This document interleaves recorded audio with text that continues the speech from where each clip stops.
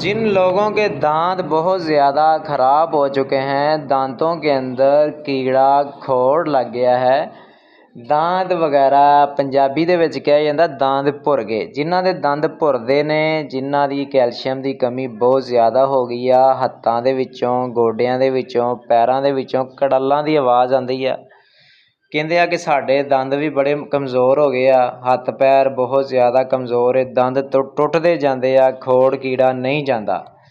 ਇਹ ਕਾਲਬਨ ਡੀ ਟੀਕਾ 1 ਹਫ਼ਤੇ ਬਾਅਦ ਵੱਡੇ ਬੰਦੇ ਵਾਸਤੇ ਜੂਸ ਵਿੱਚ ਜਾਂ ਦੁੱਧ ਵਿੱਚ ਮਿਲਾ ਕੇ, ਅਗਰ ਬਲੱਡ ਪ੍ਰੈਸ਼ਰ ਤੇਜ਼ ਹੁੰਦਾ ਹੈ ਤਾਂ ਜੂਸ ਵਿੱਚ ਪਾ ਕੇ ਪੀ ਲੈਣ, ਅਗਰ ਬਲੱਡ ਪ੍ਰੈਸ਼ਰ ਲੋ ਹੁੰਦਾ ਹੈ ਚਾਹੇ ਦੁੱਧ ਵਿੱਚ ਪਾ ਕੇ ਪੀ ਲੈਣ, ਚਾਹੇ ਜੂਸ ਵਿੱਚ ਪਾ ਕੇ ਪੀ ਲੈਣ। ਹਾਂ, ਦੂਸਰੇ ਨੰਬਰ 'ਤੇ ਜਿਨ੍ਹਾਂ ਦੇ ਦਿਲ ਦੇ ਪੱਠੇ ਕਮਜ਼ੋਰ ਹੋ ਚੁੱਕੇ ਆ, ਨੀਂਦ ਸਹੀ ਨਹੀਂ ਆਉਂਦੀ, ਦਿਲ ਦੀ ਧੜਕਣ ਬਹੁਤ ਜ਼ਿਆਦਾ ਤੇਜ਼ ਰਹਿੰਦੀ ਆ, ਕੈਲਸ਼ੀਅਮ ਦੀ ਕਮੀ ਹੋ ਗਈ ਆ, ਵਾਲ ਬਹੁਤ ਜ਼ਿਆਦਾ ਕਮਜ਼ੋਰ ਹੁੰਦੇ ਜਾਂਦੇ ਆ, ਵਾਲ ਦੋ ਮੂੰਹੇ, ਇਹ ਕਾਲਬਨ ਡੀ ਟੀਕਾ ਉਹ ਵੀ ਇਸਤੇਮਾਲ ਕਰ ਸਕਦੇ ਆ। ਜਿਨ੍ਹਾਂ ਦੇ ਵਾਲ ਕੈਲਸ਼ੀਅਮ ਦੀ ਕਮੀ ਦੀ ਵਜ੍ਹਾ ਤੋਂ, ਵਿਟਾਮਿਨ ਡੀ ਦੀ ਵਜ੍ਹਾ ਤੋਂ ਕਮਜ਼ੋਰ ਹੈ, ਉਹ ਵੀ ਟੀਕਾ ਇਸਤੇਮਾਲ ਕਰ ਸਕਦੇ। ਬੱਚੇ ਜਿਨ੍ਹਾਂ ਦੀ ਗਰੋਥ ਨਹੀਂ ਹੁੰਦੀ, ਛੋਟੇ ਬੱਚੇ ਜਿਨ੍ਹਾਂ ਦੀ ਗਰੋਥ ਨਹੀਂ ਹੁੰਦੀ, 5 ਸਾਲ ਦਾ, 2 ਸਾਲ ਦਾ, 3 ਸਾਲ ਦਾ, 1 ਸਾਲ ਤੋਂ ਲੈ ਕੇ 20 ਸਾਲ ਦੇ ਬੱਚੇ ਨੂੰ ਤੁਸੀਂ ਵਿਟਾਮਿਨ ਡੀ ਦਾ ਟੀਕਾ, ਕਾਲਬਨ ਡੀ ਟੀਕਾ ਪਿਲਾ ਸਕਦੇ ਜੇ ਜੂਸ ਵਿੱਚ ਮਿਲਾ ਕੇ।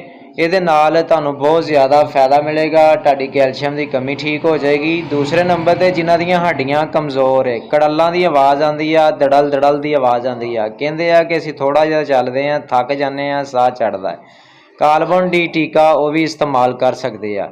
ਇਹ ਬੀਬੀਆਂ ਵੀ ਇਸਤੇਮਾਲ ਕਰ ਸਕਦੀਆਂ, ਹਾਮਲਾ ਔਰਤਾਂ ਇਸਤੇਮਾਲ ਕਰ ਸਕਦੀਆਂ, ਦੁੱਧ ਪਿਲਾਉਣ ਵਾਲੀਆਂ ਔਰਤਾਂ ਇਸਤੇਮਾਲ ਕਰ ਸਕਦੀਆਂ, ਜਿਹੜੇ ਬੱਚੇ ਕਮਜ਼ੋਰ ਹੈ ਉਹ ਵੀ ਪੀ ਸਕਦੇ ਨੇ, ਅਤੇ ਜਿਹੜੇ ਵੱਡੇ ਬਜ਼ੁਰਗ ਨੇ ਉਹ ਵੀ ਪੀ ਸਕਦੇ ਨੇ, ਉਹਨਾਂ ਵਾਸਤੇ ਵੀ ਬੜੀ ਅੱਛੀ ਚੀਜ਼ ਹੈ।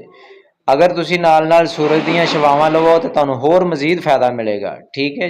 ਜਿਨ੍ਹਾਂ ਪੈਰਾਂ ਦੇ ਹੱਥਾਂ ਦੇ ਵਿੱਚੋਂ ਸੂਈਆਂ ਵੱਜਦੀਆਂ, ਖੂਨ ਸਹੀ ਗਰਦਸ਼ ਨਹੀਂ ਕਰਦਾ, ਉਹ ਵੀ ਟੀਕਾ ਇਸਤੇਮਾਲ ਕਰ ਸਕਦੇ ਨੇ।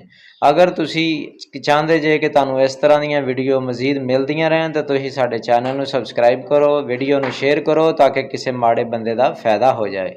ਮਾੜੇ ਬੰਦੇ ਦਾ ਨਹੀਂ, ਖਾਲੀ ਬੀਬੀ ਦਾ ਵੀ ਫਾਇਦਾ ਹੋ ਜਾਏ। ਵੀਡੀਓ ਨੂੰ ਹੁਣ ਤੁਸੀਂ ਸ਼ੇਅਰ ਕਰਨਾ ਹੈ ਅਤੇ ਨਾਲੇ ਲਾਈਕ ਅਤੇ ਕਮੈਂਟ ਕਰਨਾ ਹੈ, ਆਪਣੀ ਤੁਸੀਂ ਰਾਏ ਦੇਣੀ ਆ ਕਿ ਤੁਹਾਨੂੰ ਵੀਡੀਓ ਕਿਵੇਂ ਦੀ ਚੰਗੀ ਲੱਗੀ ਹੈ। ਵੀਡੀਓ ਨੂੰ ਸ਼ੇਅਰ ਕਰ ਦਿਓ ਜੀ। ਅੱਲਾ ਹਾਫਿਜ਼।